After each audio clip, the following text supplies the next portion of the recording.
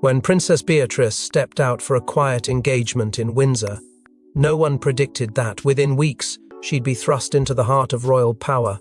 A shock recommendation from Prince Edward would catapult her into a role once reserved for heirs and sovereign stand-ins.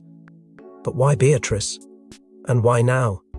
The answer reveals an internal storm brewing within the palace walls.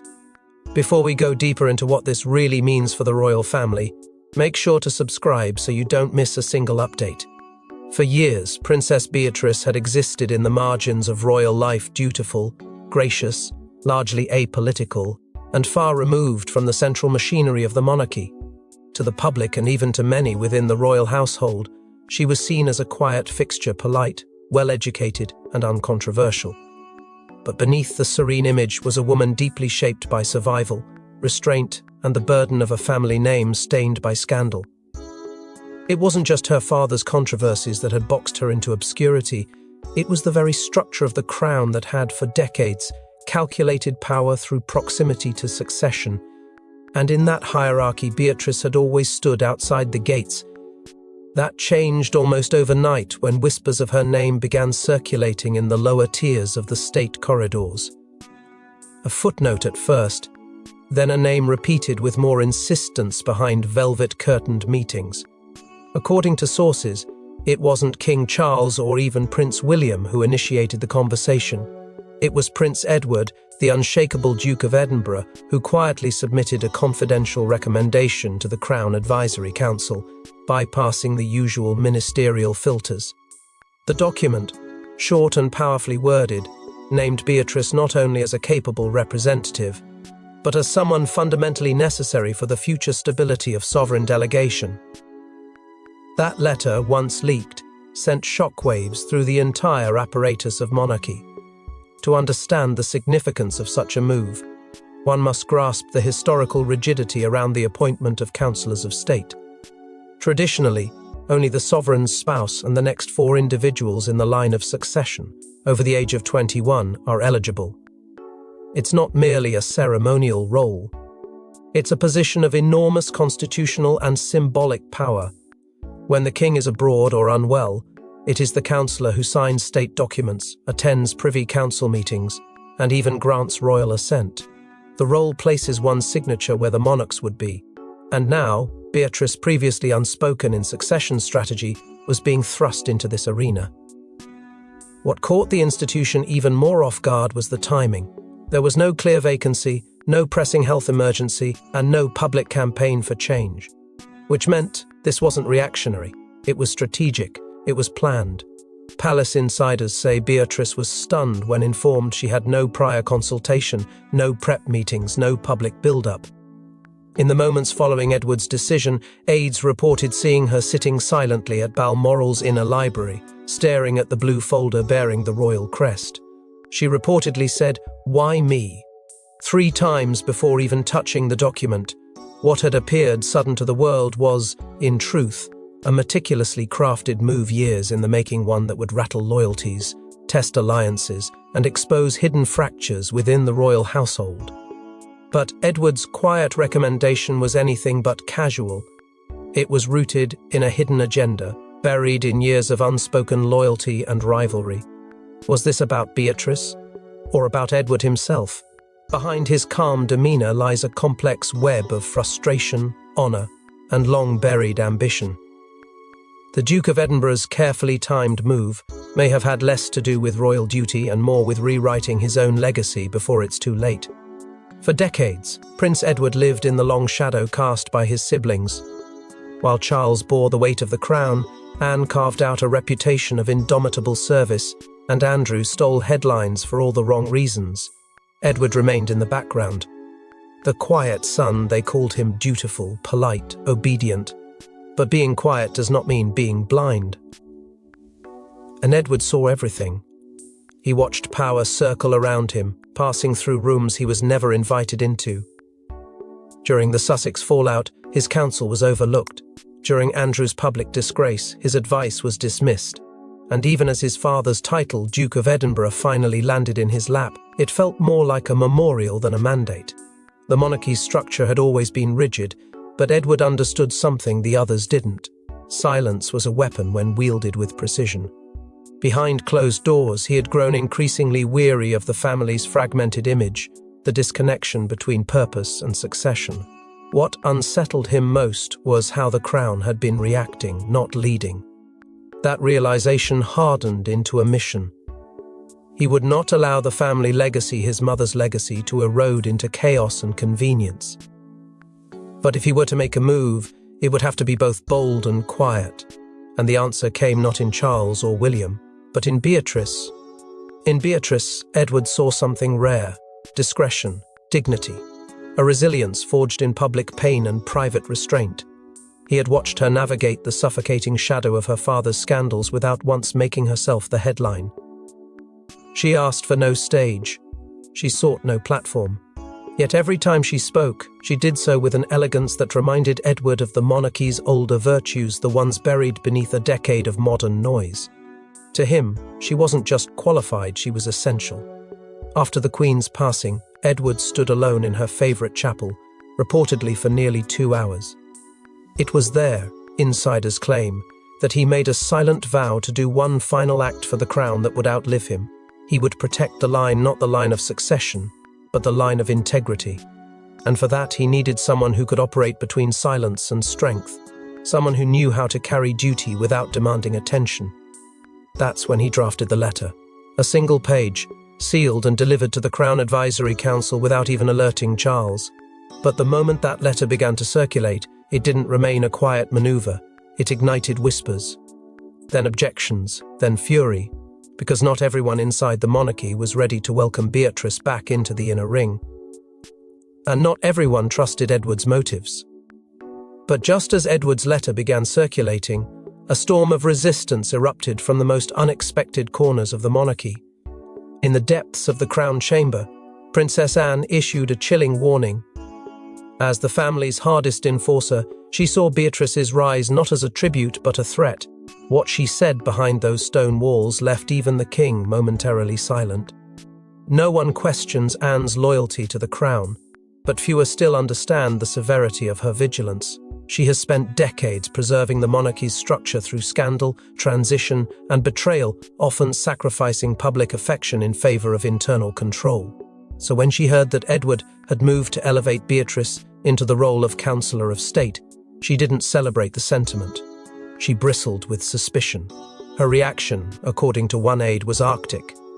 In a private meeting not listed on the palace schedule, she summoned Edward, and what unfolded was anything but cordial. "This isn't a charity, Edward," she snapped. "We are not here to redeem reputations." That one sentence shattered the pretense of calm and revealed the real fracture, the unresolved trauma of the York legacy. Anne had never forgiven the ripple effect Andrew's disgrace had caused across the institution. She remembered the internal fallout, the chaos it triggered among royal staff, and the irreparable damage to public trust. To her, Beatrice's proximity to that shame was not incidental, it was indelible.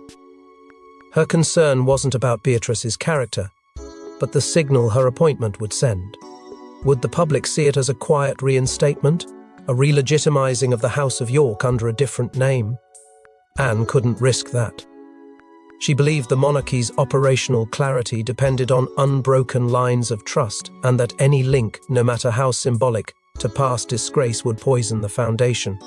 Her fear wasn't abstract, it was strategic. Behind the scenes, Anne made it known she was prepared to abstain from all future Privy Council sessions should the decision proceed without further review. This wasn't posturing. It was a genuine threat, one that would create a visible vacuum in state affairs. Her allies within the Crown Chamber began to whisper concerns. Could Anne fracture the united front the monarchy had been so desperately trying to display? But Anne was unmoved by diplomacy.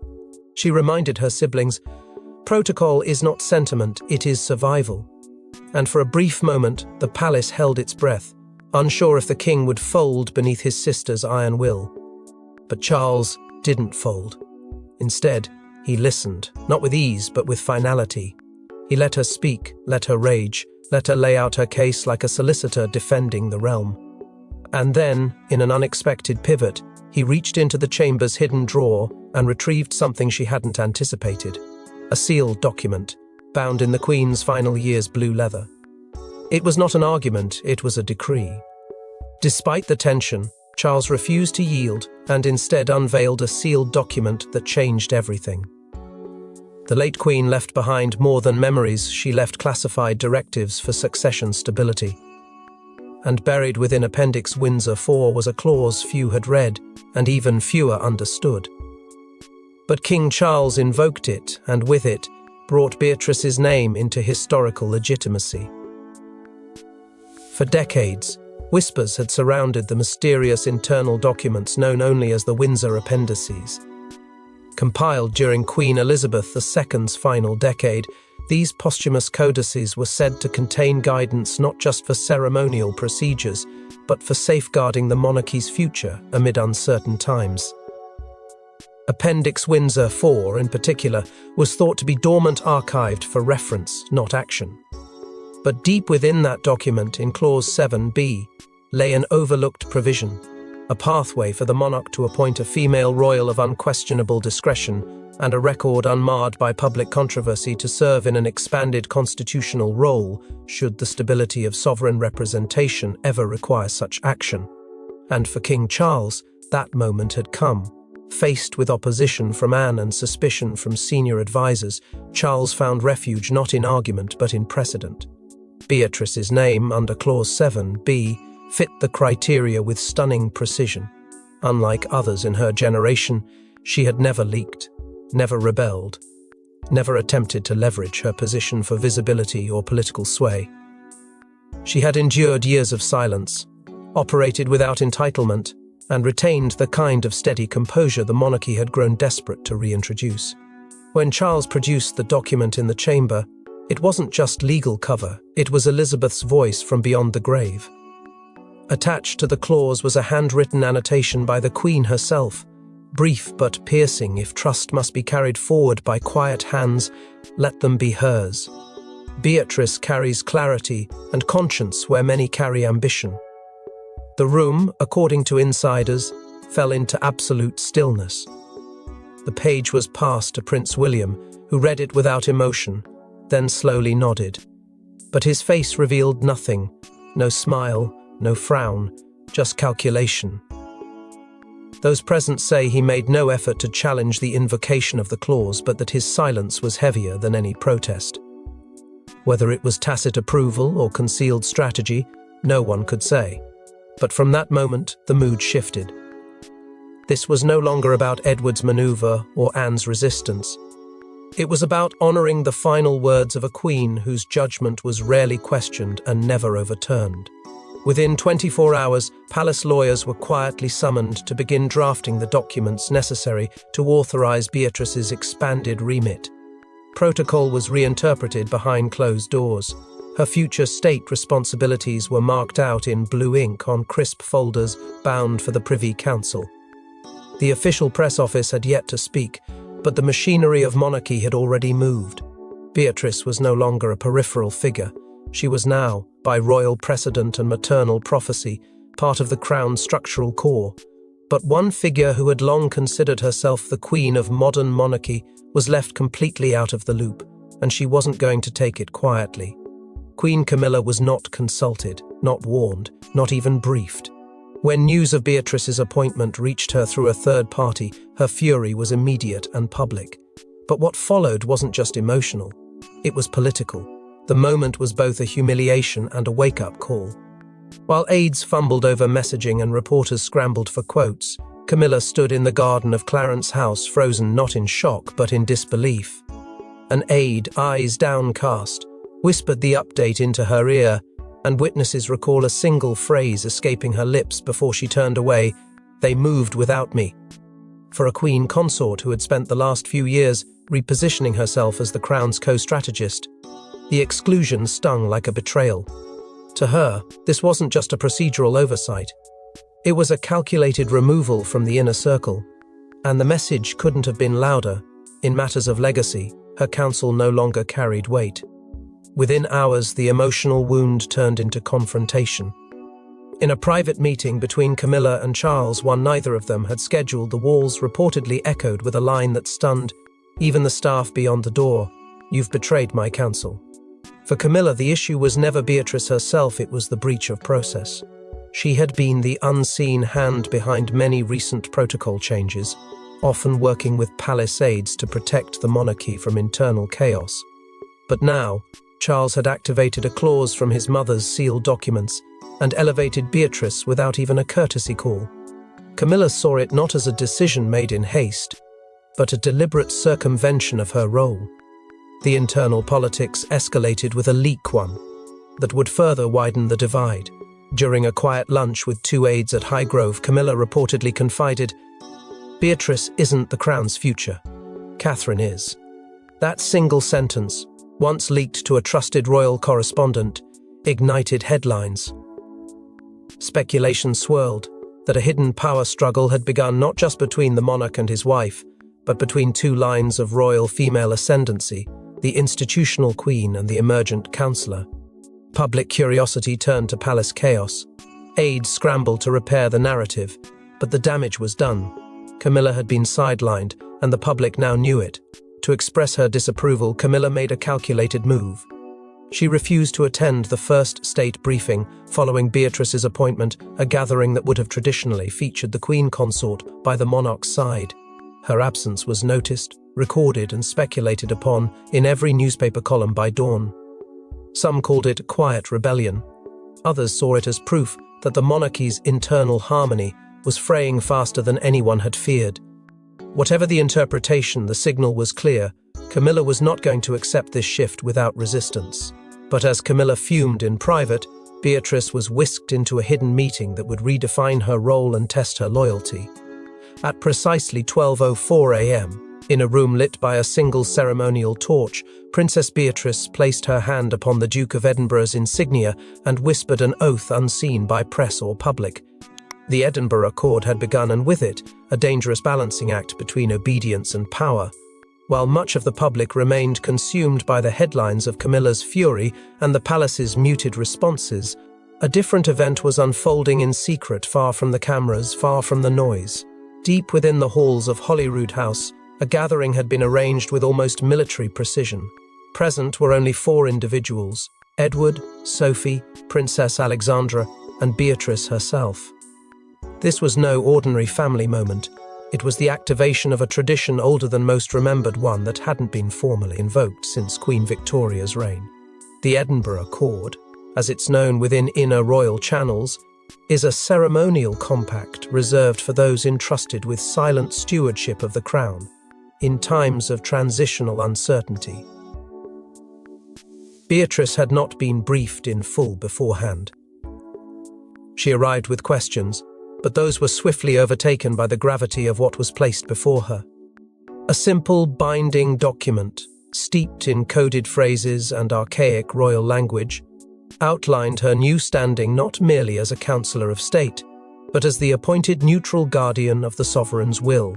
This title, rarely spoken aloud, carried unique responsibility to serve not at the pleasure of the monarch, but as an unbiased stabilizer should the sovereign face disruption, incapacity or crisis. It was not power she was being granted, it was duty, and it came with perilous implications. The ritual required one act above all: the passing of the support key.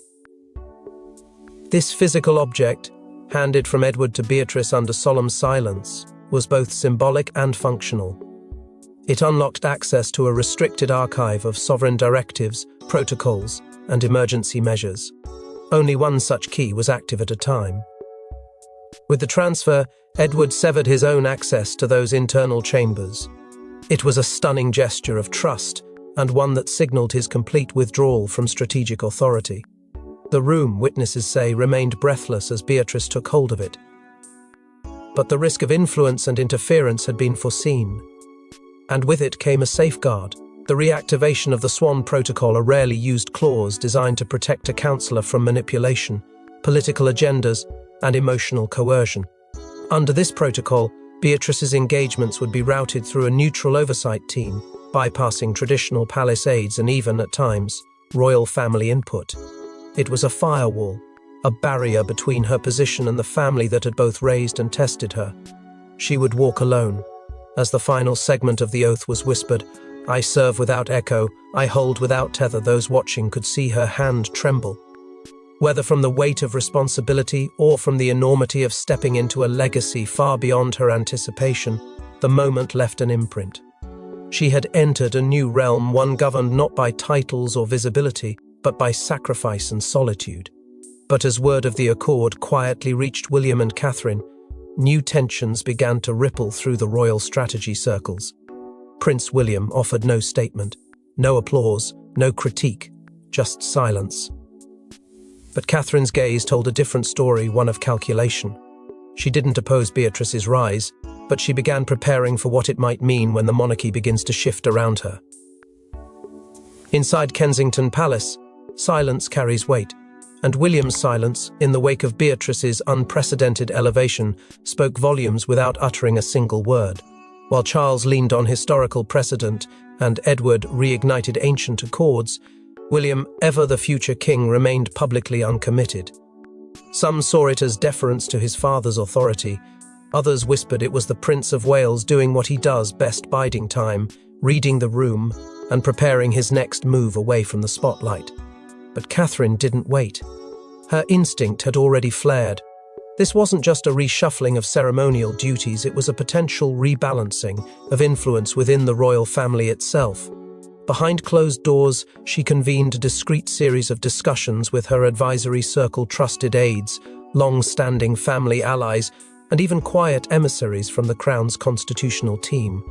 No leaks emerged, but fragments did. One aide recalled her asking, "If Beatrice is Counsellor, then where is the limit?" It wasn't a question rooted in rivalry. It was strategy. Catherine had long understood that power within the monarchy isn't only held by titles. It flows through proximity, optics, and perception. And Beatrice, once a distant royal footnote, had now entered the inner court of influence. The Duchess of Edinburgh's unexpected visit to Kensington added a layer of intrigue. Sophie, often viewed as a stabilizing force between factions, reportedly arrived without appointment and was ushered in for over an hour. No public statement followed, but sources claim the meeting was cordial, pointed, and filled with subtext. If Sophie had helped orchestrate Beatrice's new role, then Catherine's intent was clear. She would not confront it, but she would match it. That matching began with the earliest sketches of a new plan, Lady Louise. Young, educated, unscathed by scandal, and deeply close to both Edward and Catherine, Louise had long existed outside the public's eye. But now, she was being considered for a quiet elevation, a possible role designed to counterbalance Beatrice's momentum. Not in open defiance, but in mirrored influence. A second thread of emerging royal womanhood, shaped with precision under Catherine's discreet guidance. The potential formation of multiple centres of royal authority, each with different loyalties and agendas, was no longer a theory. It was becoming real. What began as a single recommendation from Edward had become something far more profound. Power was no longer simply inherited, it was being distributed, activated, and observed. And those watching weren't just in London, they were in every Commonwealth capital, every diplomatic hall, and every royal residence with a stake in the Crown's future. Beatrice had been chosen, but now others were choosing how to respond. But even as the senior royals recalibrated, the public was about to be pulled into the drama with a revelation that no one saw coming. A single envelope, a red wax seal, and handwriting unmistakably Elizabeth's. Discovered among the Queen's private Sandringham papers was a letter addressed not to Charles, Anne, or William, but to Beatrice, and the contents of that letter changed the public perception of her role overnight. It began with a velvet pouch, passed quietly to the palace archivists during a scheduled inventory of the late Queen's personal effects. Most assumed it was yet another forgotten note or ceremonial directive. But when the seal was broken under the supervision of two senior courtiers, what they found shifted the narrative of Princess Beatrice's elevation forever. The letter, written in Queen Elizabeth's unmistakable script, was brief, just under 2 pages, but its words carried seismic weight. It was addressed solely to Beatrice, marked to be delivered posthumously and privately. In it, The Queen praised her niece's remarkable restraint, her calm amidst storms, and, most notably, her moral courage in moments of inherited hardship. There was no ambiguity. Elizabeth saw Beatrice as more than just competent, she saw her as essential. But it was a single phrase that shook the foundations of both the palace and the public. "You are not your father's shadow. You are your own North Star." With those 13 words, Queen Elizabeth had exonerated Beatrice from the lingering stain of her father's disgrace. The timing of the letter, dated just 2 weeks before the Queen's death, only deepened its emotional gravity. It wasn't written in haste. It was a final, deliberate message meant to outlast political tides and public whispers. Suddenly, everything about Beatrice's appointment was recast not as nepotism, not as quiet favoritism, but as the final wish of a sovereign who had seen the future and chosen her steward. When word of the letter reached the press initially through an unofficial palace leak, the reaction was immediate. Newspapers that once questioned Beatrice's place in the royal fold now hailed her as the Queen's final whisper. Social media erupted in support, framing the letter as a posthumous anointing of legitimacy. Historians and commentators pivoted. Cambridge scholars began reinterpreting Beatrice's positioning in the royal psyche, reframing her legacy not as peripheral royalty, but as a central figure in the Queen's unseen succession strategy. For a royal family often plagued by perception, the letter wasn't just revelation, it was salvation. It turned doubt into destiny. And yet, Beatrice's expression to those closest to her remained unchanged. She neither celebrated nor collapsed under the weight of it. If anything, she grew quieter, more focused. Her rise had not come with applause, but with burden. And the Queen's words, though filled with affirmation, also cemented the path she would now be expected to walk. Alone, upright, untouched by scandal and unmoved by flattery. She was no longer just executing the King's will, she was now carrying the memory of the Queen's final command. But one final test awaited her, a public appearance that would either solidify her image as a royal stateswoman or risk undoing it all. As Princess Beatrice stepped onto the Buckingham Palace balcony, flanked not by her father but by Edward, Sophie and Lady Louise, the cameras zoomed in, not just on her smile but on the subtle symbol pinned to her lapel. The message? The monarchy was changing, and the line of power was no longer predictable. The moment had been meticulously orchestrated, but not in the way most imagined. No loud proclamations, no official banners. And yet, this singular appearance carried more weight than a royal speech ever could. It marked Beatrice's first ceremonial outing as Counsellor of State, and the optics said more than any press release. The absence of Prince Andrew was both obvious and deliberate, a void that neither needed explanation nor excuse. Equally conspicuous was Queen Camilla's absence, which ignited whispers that the Queen Consort's influence had officially fractured from the monarchy's inner narrative. But the focus was firmly on who was present. Beatrice, standing centered and composed, backed not by legacy but by earned trust. Pinned to her lapel was an artifact so rarely seen that even seasoned royal observers had to scramble for identification. It was Queen Mary's cipher brooch, an heirloom historically passed to women considered quiet power-bearers within the royal advisory structure. The last to wear it publicly was the Queen Mother, during Churchill's final audience with Elizabeth II. Its appearance now wasn't a fashion choice. It was a coded confirmation.